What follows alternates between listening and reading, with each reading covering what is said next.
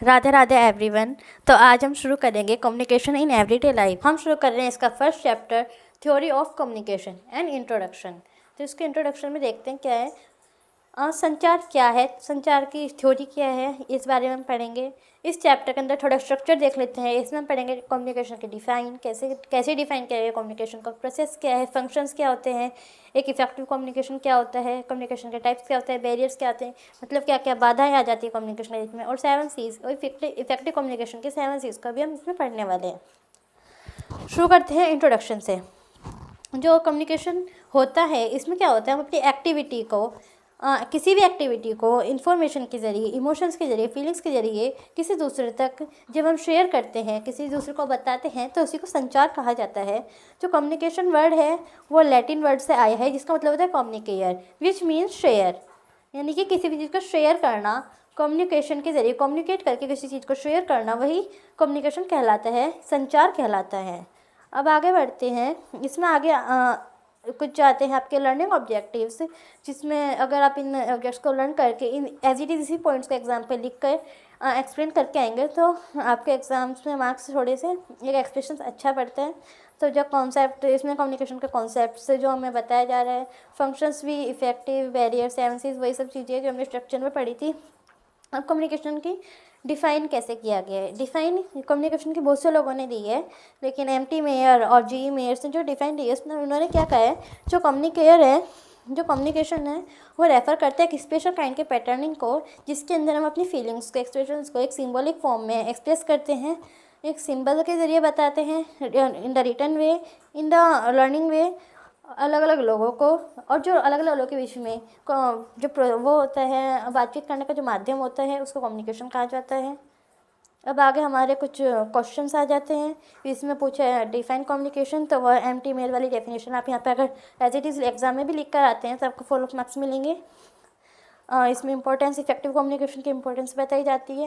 जो इंपॉर्टेंस हमने अभी हम आगे इसमें पढ़ेंगे, इंपॉर्टेंस क्या क्या होती है, और 2 essential requirements of for any kind of communication, किसी भी तरह कम्युनिकेशन के लिए 2 एसेंशियल रिक्वायरमेंट कौन कौन सी होती है वो भी हम आगे पढ़ने वाले हैं। प्रोसेस में आ जाते हैं। प्रोसेस ऑफ कम्युनिकेशन अगर हम इस डायग्राम के जरिए समझते हैं, तो जो सेंडर होता है, एक मैसेज भेजने वाला होता है, एक मैसेज रिसीव करने वाला होता है, इसके बीच में 2 आते हैं। तो इन दोनों के बीच में जो भी बातचीत होती है उसको कम्युनिकेशन बोला जाता है। जो सेंडर है वो मैसेज को, सेंडर का एनकोडर भी बोला जाता है, जो वो मैसेज को एनकोड करता है, यानी कि मैसेज को भेजता है, और रिसीवर जब रिसीव करता है यानी कि उसको डिकोड करता है। तो इसी प्रोसेस को हम कम्युनिकेशन कहते हैं। अब इस प्रोसेस में जब सेंडर मैसेज भेजता है तो एनकोड द मैसेज, इसके अंदर क्या होता है कि एनकोड द मैसेज का मतलब होता है मैसेज को किस माध्यम से भेजा जा रहा है। जैसे कि मैं आप तक अपने मैसेज को पहुंचाने के लिए इंटरनेट माध्यम का इस्तेमाल कर रही हूँ, और रिसीवर जब उसको रिसीव करता है तो उसमें देखता है कि वो किस तरीके से रिसीव कर रहा है। वो अपने फ़ोन से सुन के रिसीव कर रहा है, या आपको as it is face to face देख कर रिसीव कर रहा है, या किस तरीके से उसका डिकोड कर रहा है, सुन कैसे पा रहा है। अब लास्ट में होता है फीडबैक। हमने किसी को कुछ भेजा, अगर फिर वो हमें रिप्लाई में अगर कुछ भेजते हैं तो उसको फीडबैक कहते हैं। जैसे कि हम व्हाट्सएप पे किसी को मैसेज करते हैं और जब उसका रिप्लाई आता है तो उसी को हम फीडबैक कहते हैं, यानी कि मैसेज का रिप्लाई करना। अगर आप ये diagram as it is process of communication में अपने एग्ज़ाम में बना करके आते हैं तो इसका एक गुड एक्सप्रेशन पड़ता है। आगे आ जाते हैं, explain the process of communication with the help of diagram. हाँ, तो वही है जो मैंने अभी कहा कि अगर ये डायग्राम एग्जाम में बना के आएंगे तो एक एक्सप्रेशन अच्छा बढ़ता है और उसके मार्क्स भी अच्छे खासे आपको मिल जाएंगे। अब आते हैं कम्युनिकेशन के फंक्शंस क्या क्या होते हैं। एक individual context to context communication का क्या प्रोसेस होता है ये देखते हैं। इंडिविजुअल लेवल पे जो कम्युनिकेशन होता है वो हमको नॉलेज प्रोवाइड कराता है, एक सक्सेस भी दिलाता है, एक हमारा बिहेवियर और पैटर्न को एडजस्ट करने में हमारी मदद करता है, एक बिल्डिंग अप रिलेशनशिप बनाता है लोगों के साथ। हमारी सोशल कॉन्टेक्स्ट की बात करते हैं, इसके अंदर हम किसी को कुछ पढ़ाना चाहते हैं तो इसमें कम्युनिकेशन हेल्प करते हैं। एजुकेशन में टारगेट सब्जेक्ट्स, अगर हम किसी को बताते हैं कि आज हम यहाँ से यहाँ तक का सब्जेक्ट्स पढ़ेंगे, यहाँ से यहाँ तक का पढ़ेंगे, तो उसमें भी कम्युनिकेशन हमारी मदद करता है। एक माइंड टारगेट सेट करने में मदद करता है और खुद को डेवलप मॉडिफाई करने में हमारी मदद करता है। और discuss the habits, product, services harmful to society general in general. जो प्रोडक्ट सर्विसेज होते हैं हमें ये पता करने में हेल्प करता है कि हम क्या हमारे लिए हार्मफुल हो सकते हैं, क्या हमारे लिए हेल्पफुल हो सकता है। तो कम्युनिकेशन एक सोशल लेवल पे हमारी इस तरीके से हेल्प करता है। अब आता है ऑर्गेनाइजेशनल लेवल, यानी कि at the point of view और बिजनेस पॉइंट ऑफ व्यू से कम्युनिकेशन हमारी किस तरीके से मदद करता है। जो कम्युनिकेशन है वो एक बहुत ज़रूरी टूल को सर्व करता है, हमें एक डिसीजन लेने में हमारी हेल्प करते हैं, एम्प्लॉयर और एम्प्लॉय के बीच में रिलेशन बनाने में एक इफेक्टिव रिलेशनशिप बनाता है, और जो हमारे फाइनेंस में हेल्प करता है, और जो भी परफॉर्मेंस कंट्रोल करते हैं पूरे इन हमारी ऑर्गेनाइजेशंस, उसमें भी हेल्प करता है कम्युनिकेशन। अब आते हैं हमारी प्रोग्रेस चेक करने के लिए फिर से हमें कुछ क्वेश्चंस दिए जाते हैं। What is the functions of communication in social context. अब सोशल कॉन्टेक्स्ट के माध्यम से कम्युनिकेशन के क्या फंक्शंस हैं हमने ऊपर अभी पढ़े हैं, अब एज इट इज़ यहाँ पे लिख सकते हैं। What function does communication fulfil the context of an organisation. यहाँ पे ये ऑर्गेनाइजेशन के कॉन्टेक्स्ट पूछ रहे हैं, तो हमने अभी पढ़े हैं वो वाले यहाँ पे एज इट इज़ आएंगे। अब आता है इफेक्टिव कम्युनिकेशन। एक इफेक्टिव कम्युनिकेशन क्या होता है। अब इफेक्टिव कम्युनिकेटर क्या होता है, जो अपनी बात को इस तरीके से समझा सके कि सामने वालों को बिल्कुल एज इट इज़ वो समझ में आए, और फिर वो उसका फीडबैक देने में उसको कोई प्रॉब्लम ना हो, तो उसको इफेक्टिव कम्युनिकेशन कहा जाता है। जब भी हम किसी से बात करते हैं दो तरीके से करेंगे, इनफॉर्मल और फॉर्मल। इनफॉर्मल में हम जब भी अपने किसी फ्रेंड्स सर्कल में बात करते हैं, सोसाइटी में बात करते हैं, फैमिली मेम्बर्स में बात करते हैं, तो वो हमारा इनफॉर्मल में आ जाता है। और फॉर्मल में आता है जब भी हम अपने बिजनेस में बात करते हैं किसी से, या फिर अपनी पर्सनैलिटी लाइफ में बात करते हैं, तो हमारा इनफॉर्मल में आ जाता है। आगे देखते हैं, फिर से कुछ क्वेश्चंस आते हैं। If you wish to be an effective communicator, what are the things you should pay attention to. अब इसमें क्या है, अगर आप एक इफेक्टिव कम्युनिकेटर बनना चाहते हैं तो आपको किस किस बात का ध्यान रखना चाहिए। तो इसमें क्या ध्यान रखना चाहिए कि अगर हम मार्केट प्लेस में हमें किस तरीके से बात करनी है, इनफॉर्मली बात करेंगे। घर पे है तो हम फॉर्मली बात करेंगे, मार्केट प्लेस में है तो हम फॉर्मली बात करेंगे, घर पे है तो हम इनफॉर्मली बात करेंगे। तो इसमें इन बातों का खास ख्याल रखना पड़ता है। अब आगे पूछते हैं, what do you understand by feedback और व्हाई इट्स इज़ इम्पोर्टेंट। अब फीडबैक क्या है और ये ज़रूरी क्यों है। फीडबैक क्या होता है, अगर हम किसी से कुछ बताना चाहते हैं और अगर उसे समझ में आता है तो वो yes sir, no sir, yes ma'am, no ma'am का रिप्लाई करके हमको बताएगा कि उसे बात समझ में आई या नहीं आई। लेकिन अगर वो कोई फीडबैक नहीं देता है तो सामने वाला इंसान बोलते रह जाएगा, और अगर उसको कोई फीडबैक नहीं मिलेगा तो फिर इसमें वो नहीं समझ पाएगा कि सामने वालों को कुछ बात समझ में आ रही है या नहीं आ रही। जैसे कि अभी मैं ये वीडियो के माध्यम से आपको ये चैप्टर्स बताने की कोशिश करी, लेकिन अगर आप कमेंट्स के जरिए मुझे फीडबैक नहीं देंगे तो फिर मैं नहीं समझ पाऊँगी कि आप लोगों को किस टाइप का कंटेंट की चाहिए या किस तरीके का कंटेंट आप लोगों को चाहिए। अब आता है टाइप्स ऑफ कम्युनिकेशन। कम्युनिकेशन के टाइप्स में आते हैं हमारे 3 types, verbal communication, non verbal, formal, informal, oral and written. अब आता है वर्बल और नॉन वर्बल। वर्बल कम्युनिकेशन क्या होता है, इसके अंदर हम अपनी बातों को 2 तरीके से डिफेंड करते हैं, या तो ओरली बोल कर बताएंगे या फिर रिटर्न स्पीच में बताएंगे, रिटर्न लिख कर बताएंगे। ओरल स्पीच यानी कि हाँ मैं आपको अभी बोल के सब चीज़ को डिफाइन कर रही हूँ, तो ये वर्बल कम्युनिकेशन में आ गया। अगर मैं लिख कर आपको PDF नोट्स भी प्रोवाइड कराऊंगी तो वो रिटर्न कम्युनिकेशन में आ जाएगा। अब आगे आते हैं non verbal communication. Non verbal communication हमारे इमोशंस, एक्सप्रेशंस, इन सबको दिखाते हैं, दर्शाते हैं। ज़्यादातर लोग नॉन वर्बल कम्युनिकेशन का इस्तेमाल करते हैं और कम्युनिकेट करने के लिए मेजर केसेस में, जैसे कि काइनेसिस हो जाएगा, प्रोमिसिक्स हो जाएगा, क्रॉनिक्स हो जाएगा, हैप्टिक्स हो जाएगा, पैरालैंग्वेज, साइलेंस एंड साइन लैंग्वेज। अब काइनेसिक्स क्या होता है। काइनेसिस होता है एक बॉडी लैंग्वेज के फिजिकल मूवमेंट के जरिए जब भी हम कोई कम्युनिकेशन करते हैं, जैसे कि हम किसी से बोल रहे हैं कि हाँ मैं ये काम कर सकता हूँ, हम इतने बड़े सेंटेंस बोलने के बजाय अगर हम सिर्फ हाँ में सिर हिला दें, अपने हेड को हिला देते हैं, नोट कर देते हैं, तो वो हमारे इतने बड़े सेंटेंस को एक छोटे तरीके से हमने एक्सप्रेस करके बताए, तो ये काइनेस कम्युनिकेशन में आ जाता है। हमारे एक्सप्रेशन के जरिए हमने उसको बता दिया कि हाँ मैं ये काम कर सकता हूँ या मैं ये काम नहीं करना चाहता, तो हम ना में सर हिलाएंगे।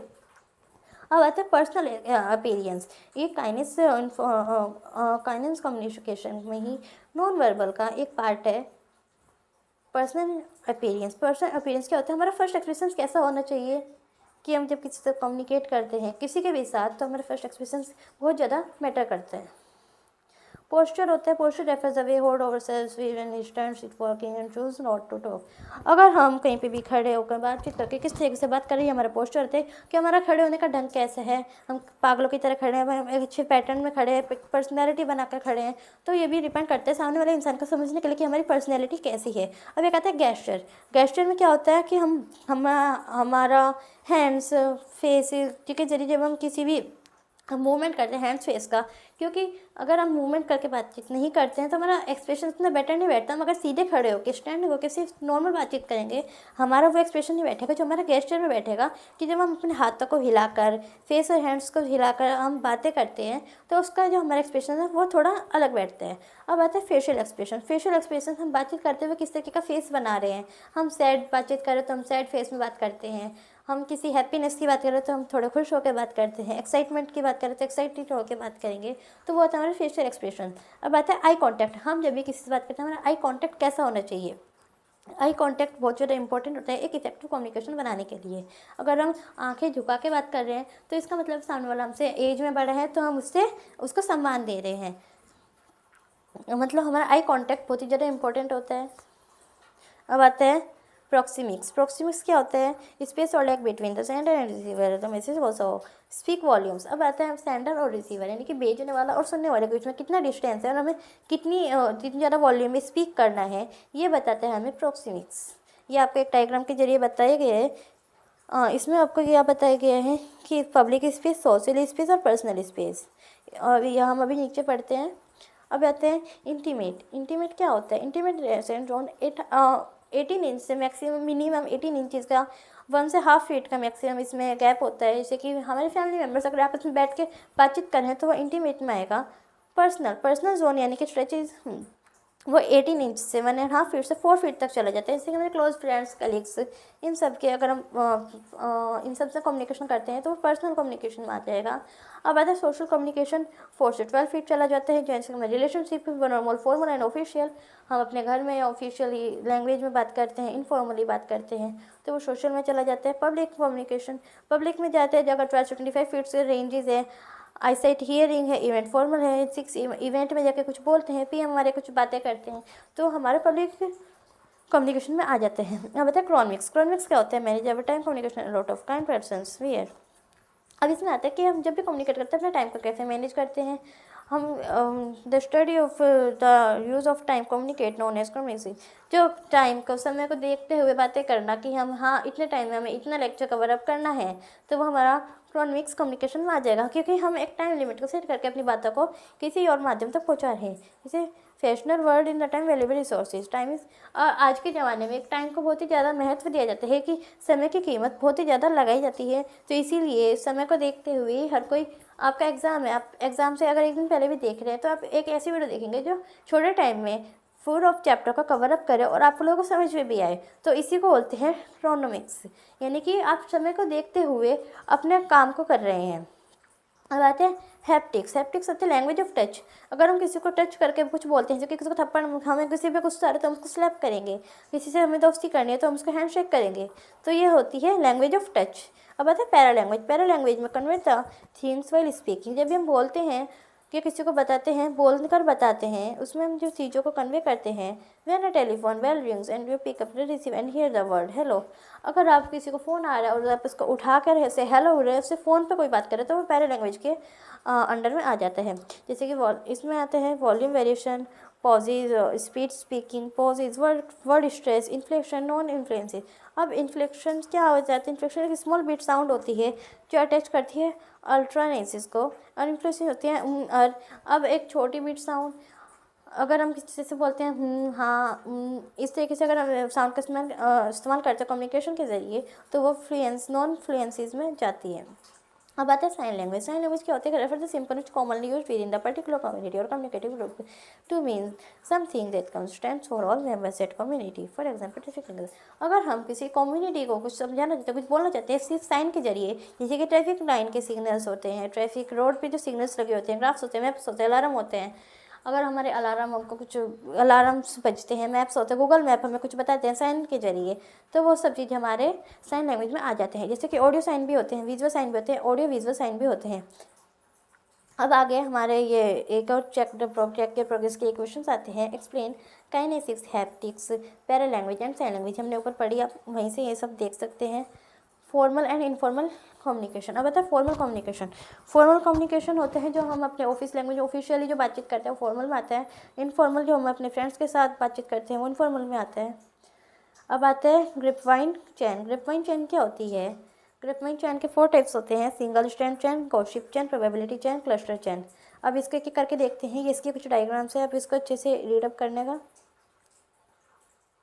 अगर आप डायग्राम्स के जरिए समझ पाएंगे तो आपको ज़्यादा समझने में आसानी होगी और इन डायग्राम को भी अपने एग्जाम में इस्तेमाल करके आइएगा। अब आते हैं single strand chain. Single strand chain होते हैं अगर हम किसी ए को कुछ बात बोलते हैं, फिर वो बी को बोलते हैं, फिर वो सी को कहते हैं, in the very little in this case is very little chance of verification information. इस केस में जो इन्फॉर्मेशन है उसका बहुत कम चांस है कि वो वेरीफाई हो पाए, क्योंकि ए से बी ने कहा, बी ने सी को कहा, अगर सी चाहता है तो डी को बता भी सकता, नहीं बता सकता। तो ये इसमें वो नहीं है कि हमारी बात वहाँ तक जानी भी नहीं देते, बहुत छोट कम चांस बच जाता है वेरीफाई होने का। गॉसिप क्या होता है, अगर हम एक ही बंदा पूरे सबको सब चीज़ें बताना चाहते हैं, A sends information to all in groups. जैसे कि आपका क्लास मॉनिटर, अगर टीचर क्लास मॉनिटर को कुछ बोलते हैं, मॉनिटर आके पूरी क्लास में बता देते हैं, तो वो गॉसिप चैन में आ जाते हैं।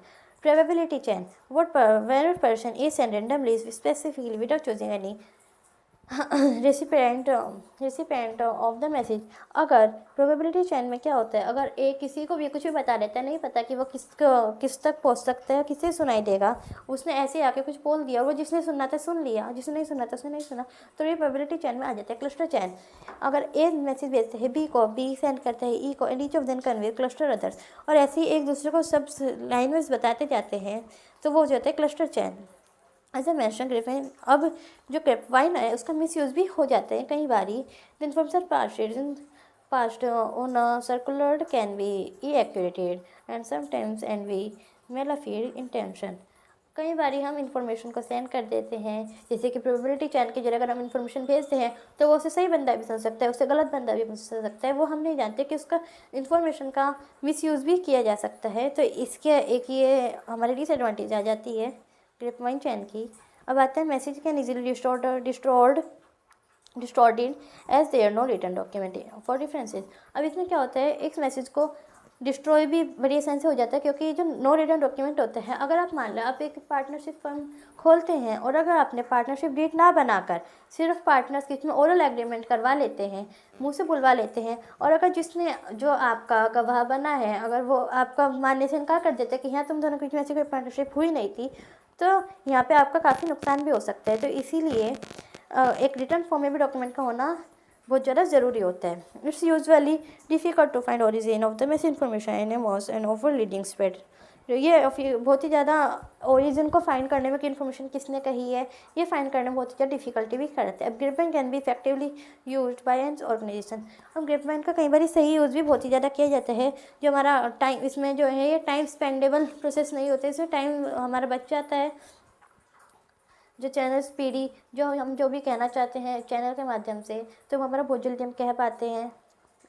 ओरल मीडियम से कॉन्सिक्वेंटली इन एक्सपेंसिव, अगर हम किसी को बोल के कुछ बता रहे हैं तो उसमें हमें कुछ खर्चा नहीं करना पड़ता। अगर हम लिख के बता रहे हैं, हम पेन का खर्चा लगेगा, हमारी इंक का भी खर्चा लगता है, तो ये इनएक्सपेंसिव होता है। ओरली हम किसी को बता रहे हैं तो इसमें हमारा जो एक्सपेंस होता है वो कुछ भी नहीं होता।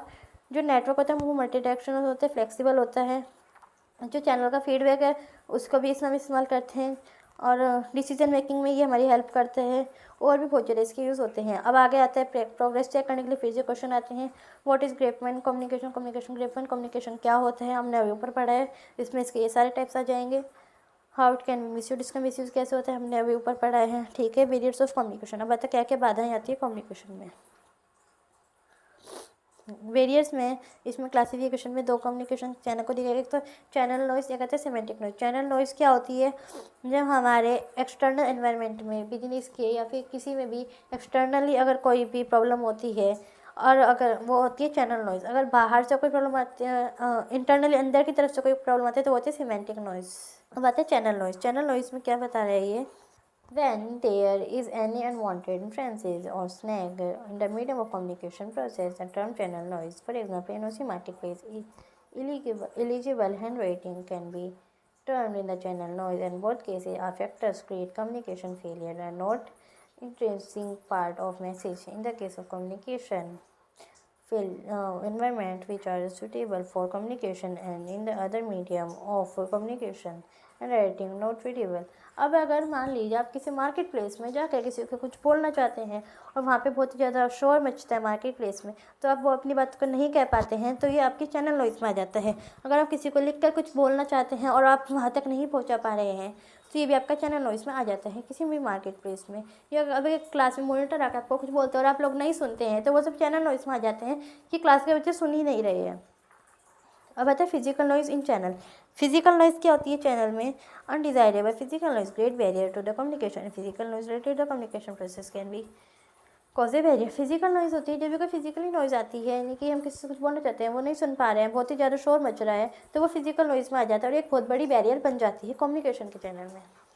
अब आता है यूज़ ऑफ इनएप्रोप्रिएट मीडिया। अगर हम किसी गलत मीडिया का इस्तेमाल कर लेते हैं, हम किसी को कुछ ओरली बताना चाहते हैं और हम उसको रिटर्न बताते हैं, तो यहाँ पर वो चीज़ रिटर्न लिख के बताने के लायक है नहीं, हम उसको ओरली बता रहे हैं। अगर हम किसी को अपना नाम मुँह से बता सकते हैं, हम उसको लिख के देते हैं, तो ये गलत मेथड है उसको बताने का, क्योंकि जो बात हम बोल के बता सकते हैं। या फिर आप किसी से कोई टेंडर लेते हैं, आप एक मैनेजर है, किसी से कोई टेंडर लेते हैं और अगर आप वो टेंडर और जब भी आप इसको ओरली ले रहे हैं, तो वो एक गलत बात होगी, क्योंकि वो एक लीगल काम है और एक कंपनी से रिलेटेड काम है, तो आपको उसको एक प्रॉपरली लेना चाहिए, रिटर्न लिख के साइन लैंग्वेज में। बिकॉज कि अगर आप उसमें साइन वगैरह करवा के लेंगे, तो वो एक ऑफिशियली लीगल बन जाएगा। अगर आप उसको ओरली लेंगे, तो वो उसका कोई प्रूफ नहीं होगा आपके पास कि आपने ये टेंडर किसी से लिया भी है। अब आते हैं मल्टीपल ट्रांसफर स्टेशंस। अब अलग अलग ट्रांसफर स्टेशंस क्या क्या होते हैं, इसमें क्या कर रहे हैं, जो मल्टीपल ट्रांसफर स्टेशंस होते हैं वो अलग अलग टाइप के स्टेशंस होते हैं कि कोई किसी को किसी और चीज़ के जरिए कुछ कहना चाहता है, कोई किसी को किसी और चीज़ के जरिए कुछ कहना चाहता है, तो अलग अलग ट्रांसफर। अगर मैं इंटरनेट का माध्यम यूज़ करूँ तो मैं ट्रांसफ़र इंटरनेट हो जाता है। अगर कोई ओरली कुछ बताना चाहता है तो वो खुद ट्रांसफ़र आगे आते हैं। इसमें इन्फॉर्मेशन का ओवरलोड। अगर हमारे पास इन्फॉर्मेशन का ओवरलोड यानी कि बहुत सा इन्फॉर्मेशन है, तो आप उसे भूल भी सकते हैं, और आप उसको ओरली बता रहे हैं तो आपको आधी बात याद रहेगी, आधी बात नहीं याद रहेगी, तो ये भी एक बैरियर हो जाती है। अब आता है फियर ऑफ सुपरवाइज़र। अब हमारे ऊपर वाले का डर, अगर हमारे बॉस का हम पे डर, हम बॉस से डरते हैं, तो भी हम किसी को कुछ ओपनली नहीं बता पाते। अगर हम अपने बॉस को कुछ बताना चाहते हैं और हमें उससे डर लगता है, तो हम उसको ओपनली नहीं बता पाएंगे, तो ये भी एक बहुत बड़ी हमारे उसमें बैरियर्स आ जाती है। अब आता है negative to the congratulate some people negative position में memos, so we have news the friendly and memos feeling. अब कई बार हम किसी को कुछ बता जाते हैं और वो कुछ नेगेटिव इफेक्ट हमको दिखाता है, या कोई किसी का किसी से चिढ़ना वो दिखाता है, तो वो भी एक नेगेटिव इंप्रेशन डालते हैं सामने वाले के ऊपर, तो वो भी हमारा बैरियर्स में एक बहुत बड़ी बाधा बन जाते हैं। अब कम्युनिकेशन सिलेक्टिवली, हम कई बार क्या सोचते हैं, सिलेक्ट कर लेते हैं कुछ कि हाँ हमें यही बोलना है, पार्सल डॉक्यूमेंट रीड करने हैं, तो इसमें भी हमारी बैरियर्स बन जाते हैं, क्योंकि हमें आधी चीज़ याद रह पाती है, ये चीज़ हम पे याद नहीं रह पाती है। पुअर लिसनिंग का पुअर होना गलत। अगर आप मान लो आपको बोलना ही नहीं आता और आप किसी से कुछ कहना चाहते हैं, तो ये भी हमारी एक बहुत बड़ी बैरियर बन जाती है। अब आते हैं सिमेंटिक नॉइज़ क्या होती है। सिमेंटिक नॉइज़ में होती है, क्या होता है, ये डिफाइन करते हैं वो बैरियर्स को जो जनरेट होती है विद इन द मैसेज के साथ में। यानी कि जैसे कि अगर मैं आपको कुछ बता रही हूँ और मेरी इस साइड से अगर कोई आवाज़ आपको आती है, तो वो मेरे कम्युनिकेशन में बाधा बन सकती है, तो उसको सिमेंटिक नॉइज़ कहा जा सकता है। अब आता है इसमें लिमिटेड वोकेबलरी। लिमिटेड वोकेबलरी इसमें क्या होता है, जो सिग्निफिकेंट बैरियर होती है कम्युनिकेशन की, वो क्रिएट करती है not only problem in understanding things but also lead the situation where the person not able to express when she and her feelings can express. अगर हमारे पास एक लिमिटेड वोकेबलरी है, तो हम अपने शब्दों को, अपने बातों को अच्छे से नहीं बता पाएंगे, तो ये एक सिमेंटिक वोकेबलरी में, सिमेंटिक बैरियर में आ जाता है। अब आते हैं incompatibility between verbal and non verbal language. अगर हम इनकम्पेटिबिलिटी है वर्बल और नॉन वर्बल लैंग्वेज के बीच में, तो ये भी एक बहुत ज़्यादा हमारा कम्युनिकेशन में बैरियर बन जाता है। With in only words hands with non verbal. अगर हम किसी से कुछ बता रहे हैं, हम अपने हाथ का एक्सप्रेशन नहीं दे रहे हैं, हम फेशियल एक्सप्रेशन नहीं दे रहे हैं, हमारे ड्रेसअप सेंस ठीक नहीं है, फिजिकल टच, हमारे फेशियल एक्सप्रेशन ठीक नहीं है, गेस्चर ठीक नहीं है, पोस्चर ठीक नहीं है, या फिर हमें लिखना नहीं आता, तो ये भी हमारी एक सिमेंटिक बैरियर में आ जाता है। अब आता है varied perception due to different background such as culture. अगर कोई किसी और कल्चर का है, हम किसी और कल्चर के हैं, तो हमें उससे अपनी बात बोलने में थोड़ी सी प्रॉब्लम होगी, तो ये भी एक सिमेंटिक बैरियर में आता है। रॉन्ग असम्पशन ठीक नहीं है, हमारा इन्फ्रेंस ठीक नहीं है, तो ये भी एक सिमेंटिक बैरियर में आते रहते हैं। ब्लॉक कैटेगरीज ब्लॉक होती है, कैटेगरी थिंकिंग होती है, रिएक्ट पॉजिटिव इन्फॉर्मेशन। इसमें क्या आता रहता है, जैसे कि हमारी किसी कैटेगरी के अंदर कोई ब्लॉक्ड कैटेगरी थिंकिंग है, हम कैटेगरी के अकॉर्डिंग सोचते हैं कि हाँ हम इस कैटेगरी के तो हम ऐसे सोचेंगे, और फिर सामने वालों को हमें बात समझ में प्रॉब्लम होगी। तो एविक सीमेंटिंग आते हैं इमोशनल, सोशोलॉजिकल। इमोशनली अगर हम कुछ सोचते हैं, सोशोलॉजिकल अगर हम देखते हैं, तो ये भी हमारे सीमेंटिंग बैरियर में आ जाता है। अब आते हैं इसके check and progress. What are the two kinds of barrier, इसके दो काइंड बताओ। नॉइज़ बतानी है तो चैनल नॉइज़ आ जाती है, दूसरी सीमेंटिक आ जाती है। ओके, अब आगे आते हैं स्ट्रेटेजी ओवरकम बैरियर्स को। अब एक स्ट्रेटेजी बताई गई है जिससे हम बैरियर्स को ओवरकम कर सकते हैं। आइडेंटिफाई, सबसे पहले प्रॉब्लम को ढूंढो, फिर अपने कॉज को find the causes of barrier. सबसे पहले हमें प्रॉब्लम देखनी है, अगर वो अदर लैंग्वेज का है, हम दूसरी लैंग्वेज के, तो हमारी प्रॉब्लम लैंग्वेज से हो रही है।